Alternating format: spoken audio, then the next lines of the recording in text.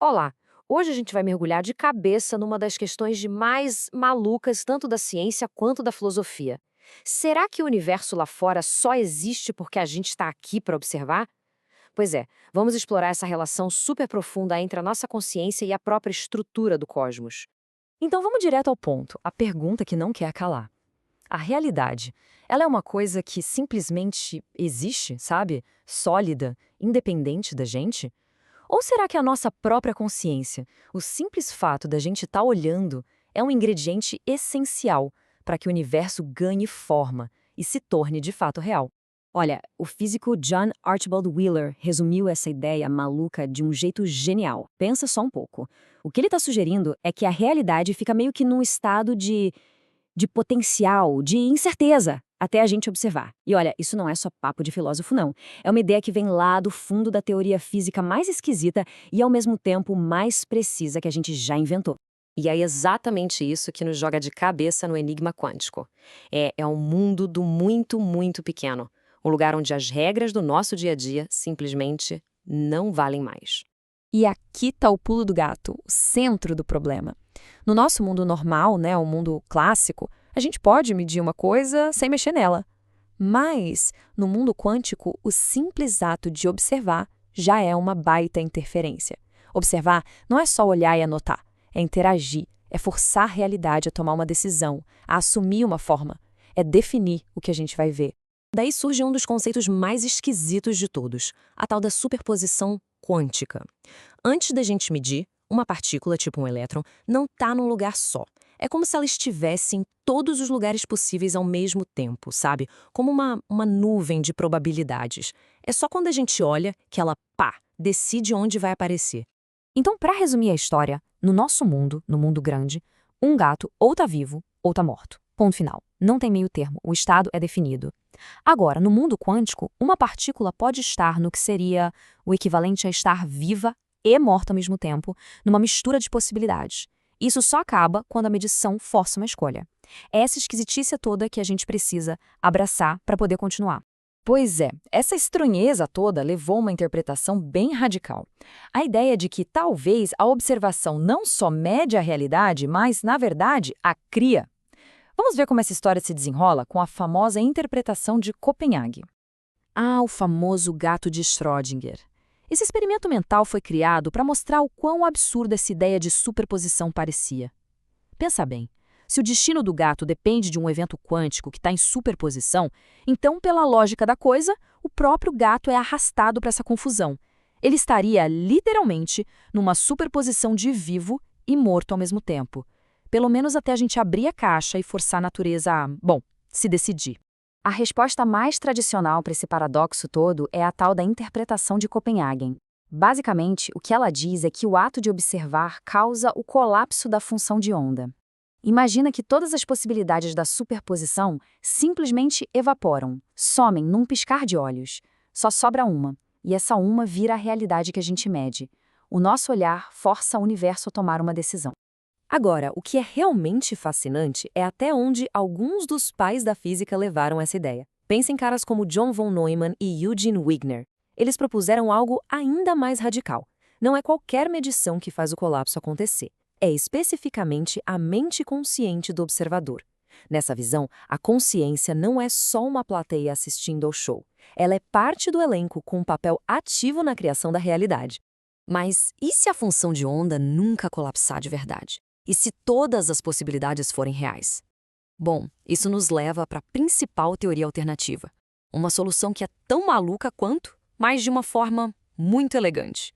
É assim a interpretação de muitos mundos, do Hugh Everett. A solução dele é radical. Não existe colapso nenhum. Em vez disso, a cada medição quântica, o próprio universo se divide. Em um galho dessa árvore de realidades, a gente abre a caixa e encontra o gato vivo. Em outro galho, tão real quanto o primeiro, uma outra versão da gente encontra o gato morto. Cada resultado possível acontece de verdade em seu próprio universo.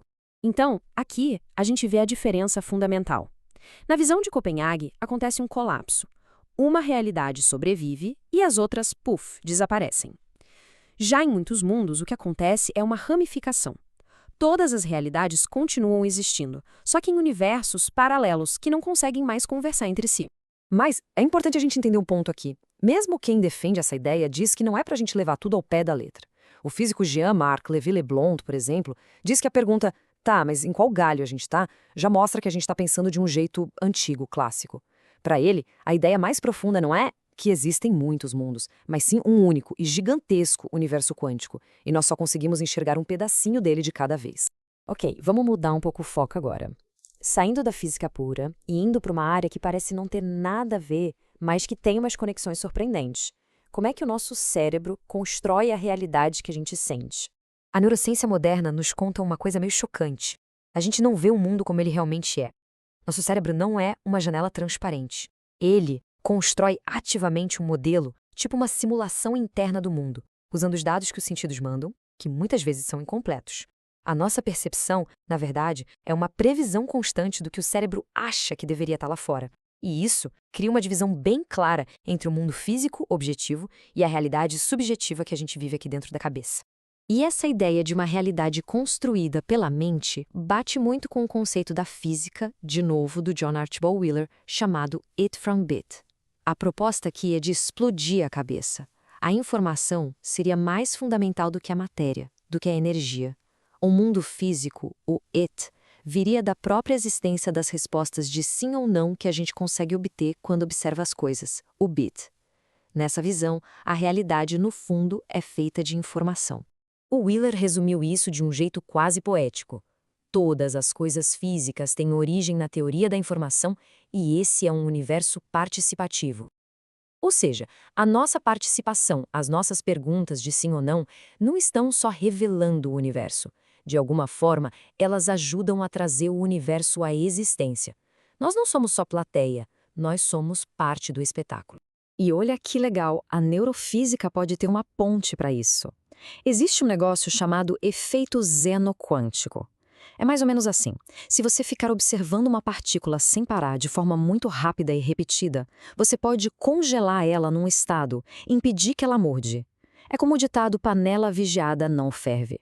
Alguns cientistas acham que a nossa atenção focada poderia fazer algo parecido com os estados do nosso cérebro. Isso seria um mecanismo físico real de como a nossa mente, o nosso esforço mental, pode literalmente mudar a fiação do nosso cérebro. A mente, de fato, influenciando a matéria. Ufa! Ok, então, depois dessa viagem toda pela física quântica, neurociência, teoria da informação, onde é que a gente chega? Bom, a gente chega na grande pergunta que, no fim das contas, continua em aberto. Mas, para a gente manter o pé no chão, é crucial apresentar a visão da maioria. A maior parte dos físicos hoje vai dizer que a observação quântica não precisa de uma mente consciente. Qualquer interação física, um detector, uma molécula de ar, qualquer coisinha que registre informação, já é o bastante para acabar com a superposição e causar o colapso. Nessa visão, a consciência é super interessante, claro, mas não tem nada a ver com a física fundamental. Então, vamos recapitular as principais ideias. Na interpretação de Copenhague, a função de onda colapsa e a consciência pode ser o gatilho. Em muitos mundos, o universo se ramifica e o observador vai junto, se dividindo com ele. E na visão It from Bit, o que importa é o registro da informação, com o observador sendo aquele que participa e faz a pergunta ao cosmos. Sabe, talvez quem tenha chegado mais perto de uma reconciliação foi outro gênio da quântica, Wolfgang Pauli. Ele dizia que uma visão completa da realidade precisa aceitar os dois lados, o quantitativo e o qualitativo, o físico e o mental, o objetivo e o subjetivo. Para ele não são coisas opostas, mas sim partes de um todo maior. Como se fossem as duas faces da mesma moeda cósmica. E com isso a gente fecha esse nosso papo, onde começamos, mas com uma pergunta que agora parece ainda maior. A consciência é só um acidente cósmico? Um subproduto da evolução num planetinha perdido por aí, só assistindo a tudo? Ou será que ela é, de um jeito que a gente nem começou a entender, uma parte fundamental, inseparável, da própria trama do universo? A resposta? Bom, essa continua sendo um dos maiores e mais fascinantes mistérios de todos.